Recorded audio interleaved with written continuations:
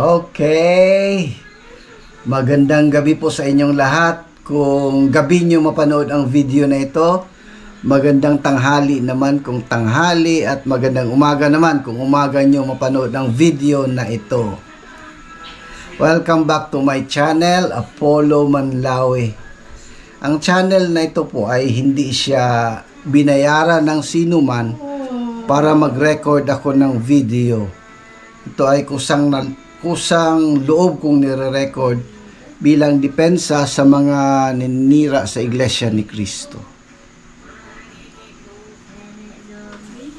Pag-usapan natin muli sa vlog na ito ang ating kaibigan na laging kumakahol, si Epipanyo Labrador. Akala ko kasi hindi na mag-record itong tao na ito. Kanina nakita ko may recording na naman siya at may release siya na video. Katulad din ng dati na tinituligsa niya yung National Rally for Peace ng Iglesia ni Cristo. Kasi nakikita mo sa mukha niya, pero parang umamo na konti yung mukha niya. Pero talagang gusto niya na siya ang direktor ng rally. Ayaw niyang paakyatin si Camarcoleta sa stage. Galit na galit siya. Sabi nga niya, kahit wala siya, parang naririnig siguro sa utak niya na may mga pag-uusap tungkol sa pag-akyat ni Camarcoleta sa stage. Wala talaga. Kaya paulit-ulit na, wala siyang bagong bagay na binabanggit. Paninira sa iglesia, paninira sa mga kapatid. Yun at yun din. So, hindi na natin dapat panoorin yan si Epipanyo Labrador kasi wala nang bago eh. Wala na siyang bagong recording. Paulit-ulit, paulit-ulit. Pinag-initan si Camarcoleta. Kaya ang pag-usapan naman natin ngayon ay yung nagsasabi ng iglesia daw ay minority. Yun nga, si dating senator yung nagsabi nun. Minority daw ang iglesia. Kaya pakinggan natin yung kanyang sinasabi. No matter how massive or big in numbers that rally would turn out to be, it's still reflective of the minority position for the rest of the Filipinos. So I don't think it would have much impact. Perhaps in terms of optics, perhaps in terms of initial political play or political impact, it would have a certain degree of influence, but not the whole thing. The reality is, as the surveys say, many or most Filipinos prefer impeachment. That is the majority position. That is the pulse of the nation. Even if the whole proceedings would not be completed within this 19th Congress, it can still be continued in the next Congress, the 20th Congress, without starting from the first step, which is the filing of the complaint itself. The issues surrounding VP Sara are still quite hot and alive at this point. We have the momentum as backed up by the survey results. So why waste it by further delaying it? And then we don't know anymore what would happen after the election in May. Ang sabi niya, kahit gaano daw karami yung tao na dadalo sa rally, hindi pa rin daw maikailan na ang Iglesia ni Cristo ay minority pa rin talaga. So, yung pananalita na yun, sinagot naman yun ni Colonel Tumanan sa National Peace Rally mismo. Na wala namang nagsabi sa kanya na tayo ang majority. Kailangan mo pa bang sabihin na kami ang minority? So, parang ganun ang pagkasabi. Pero talagang may gusto silang pinapunto nila. Ang punto na gusto nilang ipakita sa tao ay marami ang gusto na ma-impeach si VP Sara dahil nagkaroon nga sila ng survey kung saan 41% gustong ma-impeach si VP Sara. Pero kung tingnan mo yung survey na yun, questionably na survey. Hindi mo alam kung sinong sumagot ng kanilang survey questionnaire. Tapos kung tingnan mo ilan lahat ang na-survey, 2,160 lang ang na-survey. Kaya minadali yung survey na yun para ipalabas para ang mga tao magkaroon ng isipan na ayaw nila yung gawing rally ng Iglesia ni Cristo. Pero nagkamali lang nga sila dahil ang turnout ng rally ng Iglesia ni Cristo is massive, talagang massive, as in massive. Sa buong Pilipinas, halos umabot ng sumobra ng 2 million sa buong Pilipinas. So, wala tayong magawa sa kanya. Yung sinasabi niyang minority, talagang ang Iglesia ni Cristo ay minority. Kasi kung titingnan mo sa Biblia, yung minority, yun ang maliligtas. Kasi ang majority, sinabi nga katulad ng bilang ng buhangin sa dagat, yun ang mapupunta sa impyerno. So, wala na tayong ibang comment niyan. Very simple lang yan na usapin sa majority at minority. Kung kaligtasan ang pag-uusapan, konti lang ang maliligtas. So, delikado kayo na sinasabi nyo na marami kayo. Pero kung pag-uusapan naman natin yung posisyon na sinusuportahan ng iglesia, sinabi kasi niya na minority position daw yung sinusuportahan ng Iglesia ni Cristo. Hindi naman kasi ang iglesia ang nagsalita noon, kundi si Pangulong Bongbong Marcos. Tayo ay sumusuporta lang. Paulit-ulit na natin yan sinasabi. Paulit-ulit na rin nating naririnig yan. Sinabi ni Pangulong Bongbong Marcos na ayaw niya ng impeachment dahil marami pang trabaho na dapat gawin para sa mga Pilipino. Itong mga tao na ito na ayaw sumuporta sa ating Pangulo, wala tayong magawa sa kanila. Nirespeto na lang din natin sila. Kaya nga, ito si Senator, kasama ng isang congressman din na babae, pinagmalaki nila na sa January 18, magkakaroon din sila ng rally to impeach VP Sara. Kasama nila yung Bunyog Vlog, ibang mga vloggers, pinagmamalaki nila yon. Pero may isang pare din na nakita natin sa isang press release na sinabi niya hindi na kailangan tapatan ang iglesia. Kasi talagang marami ang mga Katoliko kaysa sa iglesia. Kaya hindi na nila kailangan tapatan. Parang sinabi na niya una na may pakiramdam na yung pare na konti ang a-attend sa rally nila. So dumating yung January 18, kawawa yung yung rally nila. Kasi may vlogger nga na nakunan sila. Ang stage nila is nasa pick-up truck lang sila.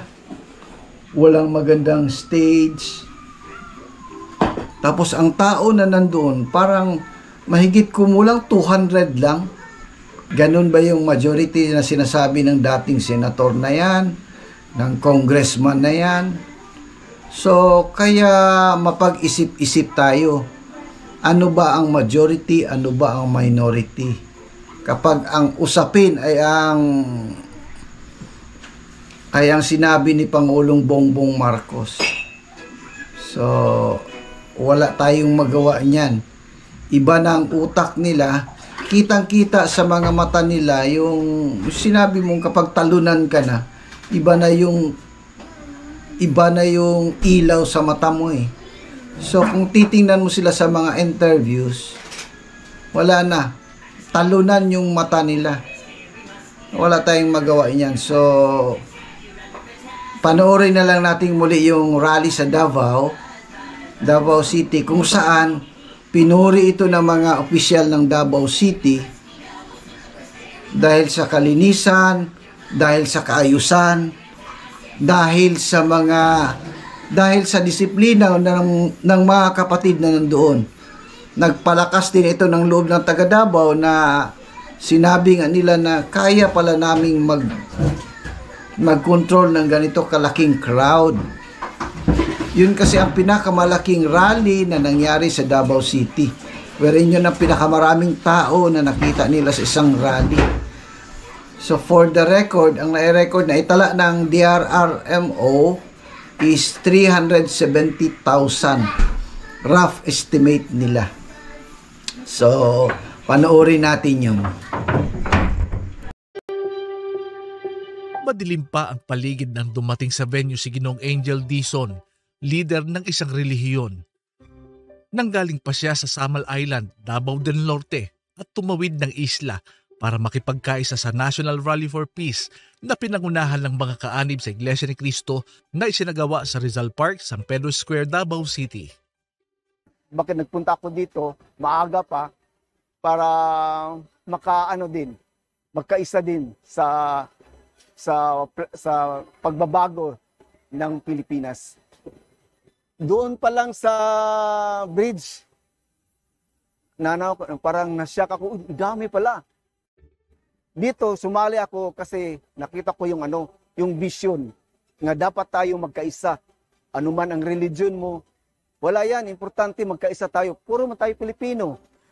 No, ang importante, tulungan natin ang bansa natin nga magkaisa tayo.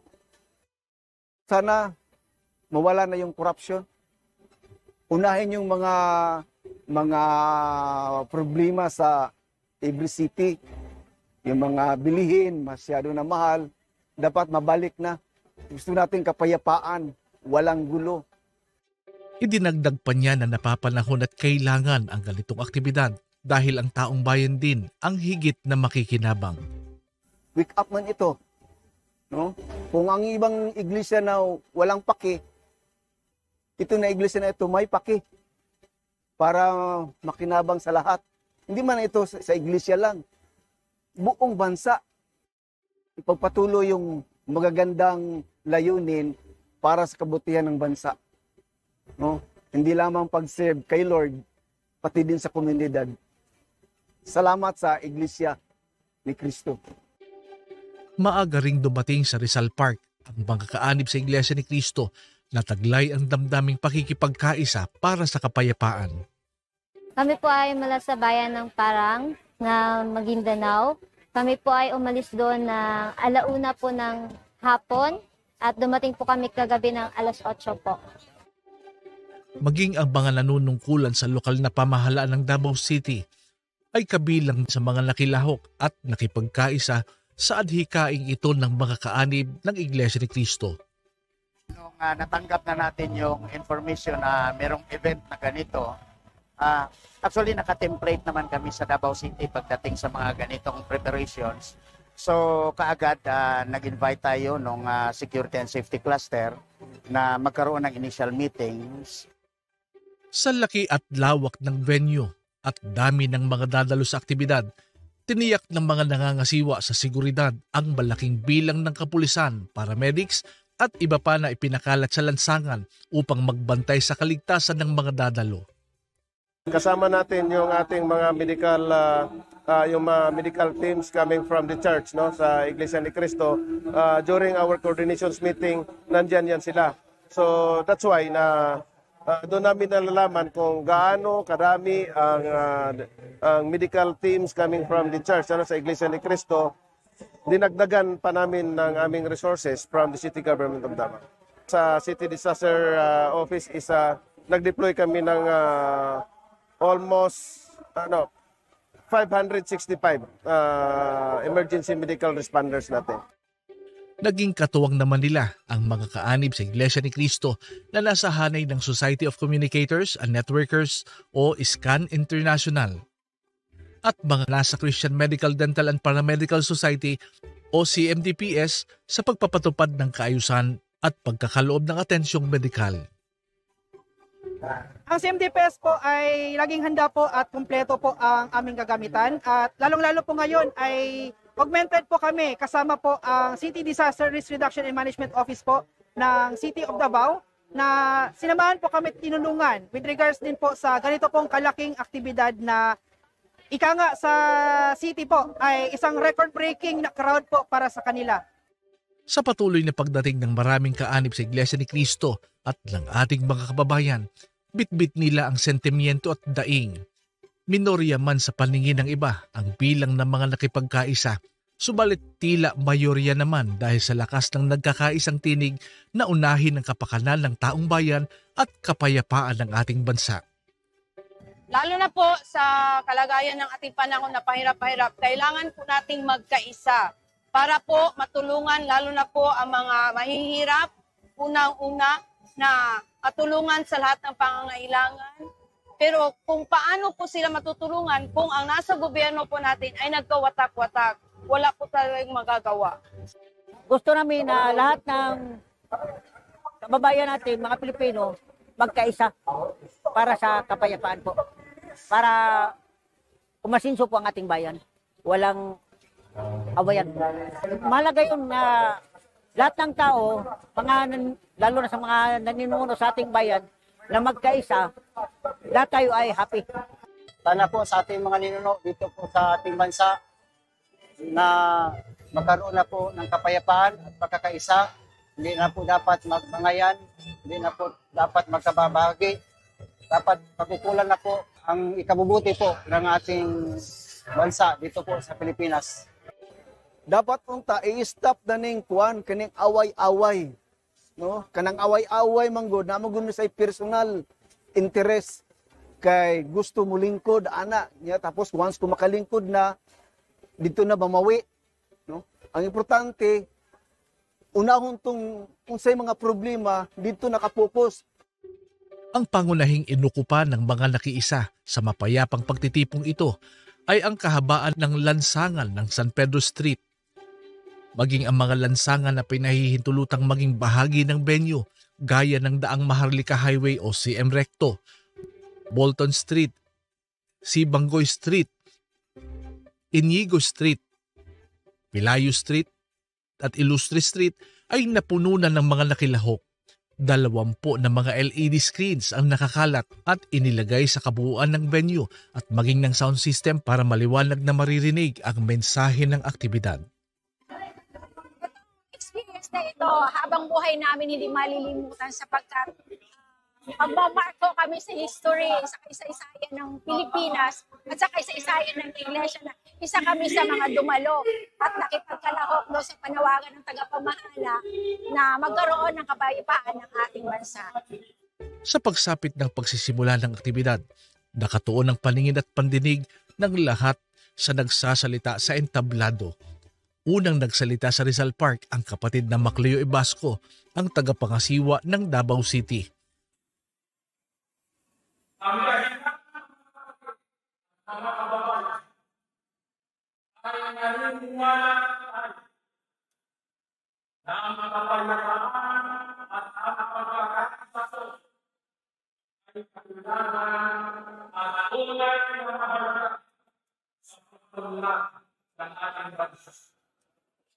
Sinundan ito ng mensahe ni kapatid na Israel Flores, tagapangasiwa ng Davao del Norte.